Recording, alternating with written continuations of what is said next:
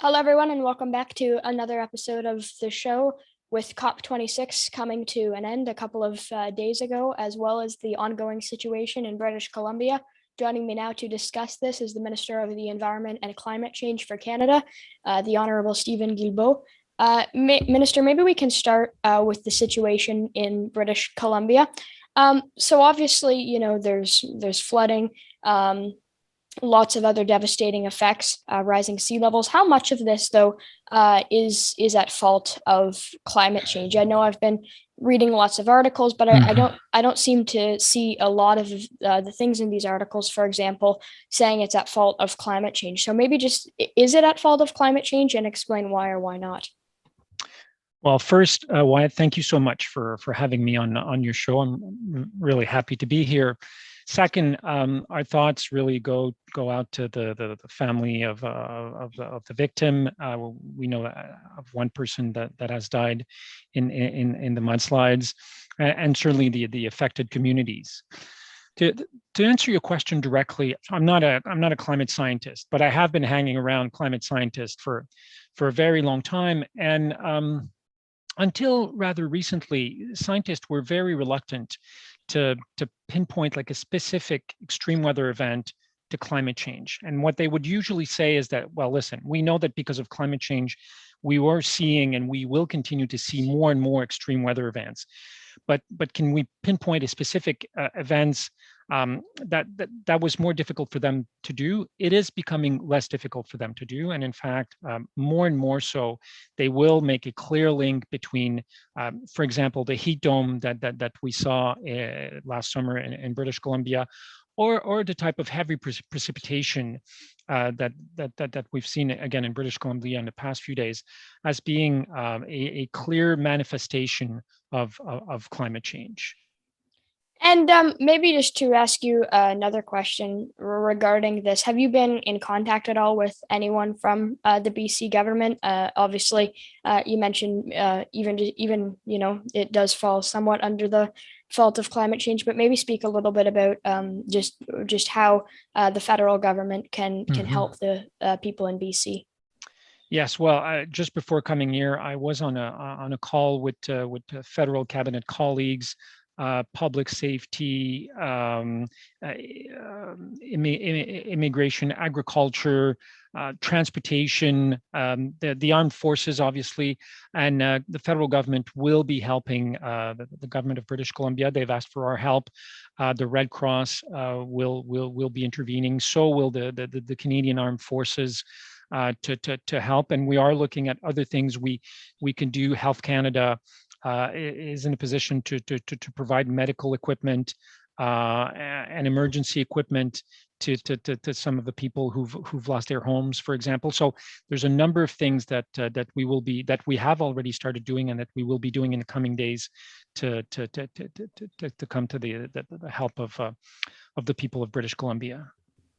And how, I mean, you mentioned that the federal government is going to be helping the government in British Columbia, but maybe emphasize it a bit more as to how, like, the people who have, let's say, been displaced from their homes, even how those people, yeah, just talk a little bit about that, but then also just more specifically, just talking about what we can do to ensure that these people do have access to the obviously necessities that they need.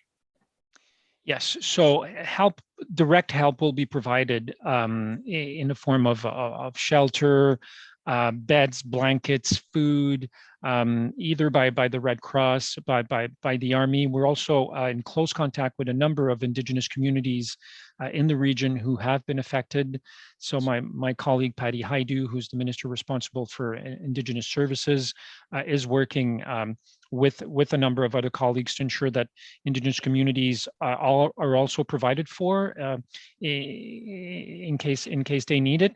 So that's really what we're doing. I mean, we could talk about emergency services that are being provided in part by the federal government, and I should point out that local authorities and the government of British Columbia is also providing some of those emergency services. I mean, really, it's all hands on deck type of approach. Anyone who can help, regardless of which level of government they're therefore will be providing that assistance. And with turning now to COP26, one idea that was discussed was a global carbon pricing plan. So obviously, Canada has had its carbon pricing plan for a couple of years now. So maybe speak a little bit about how having a global carbon pricing plan and having other countries that have a carbon pricing plan can help combat climate change. That's a good question. If you speak to any experts who have followed climate change issues for any time, any given amount of time, they'll tell you that putting a price on pollution is one of the most effective way to reduce pollution. And some, in fact, many would argue it is the best way. So it's either one of the best or the best way of curbing climate change pollution. As you rightly pointed out, Canada has had its system in place since 2018, and the price keeps going up every year in Canada. It goes up $10 a ton per year for every ton emitted. As of 2023, it's going to go up $15 a year. So we already have one of the most aggressive carbon pricing systems in the world, and as the years go by, it will continue. In fact, by 2030, it will be one of the most aggressive carbon pricing systems in the world.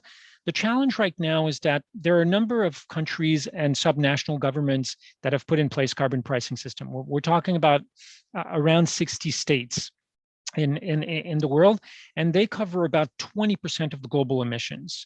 So, that 20% is more than zero, but it's not as much as it should be.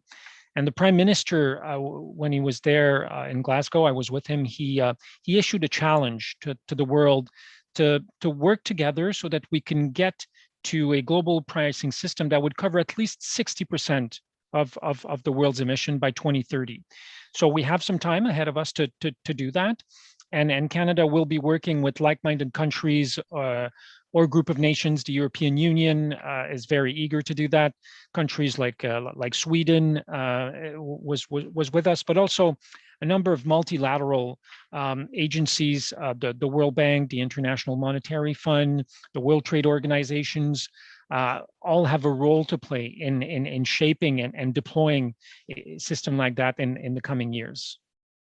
And what about, I'm not sure how much this was touched on at even, let's say, COP26, but what about countries who haven't taken very much action on climate change? And I say that with, meaning some countries who pollute at some of the highest rates in the world and still don't take as much action on climate change as they necessarily could. So how can we combat climate change even if we don't have the commitment of all countries?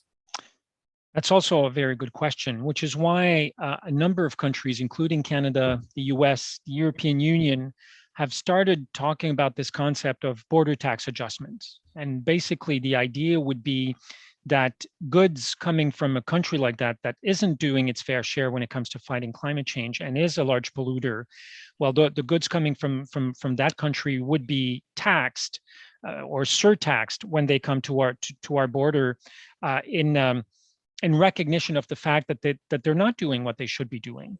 And that's in a way unfair for companies in Canada or the United States or Europe that are trying to do their fair share to compete with companies in those countries where there's no pricing system. For example, very few measures have been put in place to reduce pollution. So that's a very active conversation, and I suspect that we will see progress happening in the coming years on that at the international scene. And just as one last question, as a good way to end it off, I think just maybe speak a little bit about what some next steps are that you look forward to taking as the new Minister of the Environment to combat climate change. Well, it's a tremendous honor that the Prime Minister gave me by making me Environment and Climate Change Minister, as someone who has been a climate change activist for pretty much all of my adult life. I was at the first Conference of Parties in Berlin in 1995.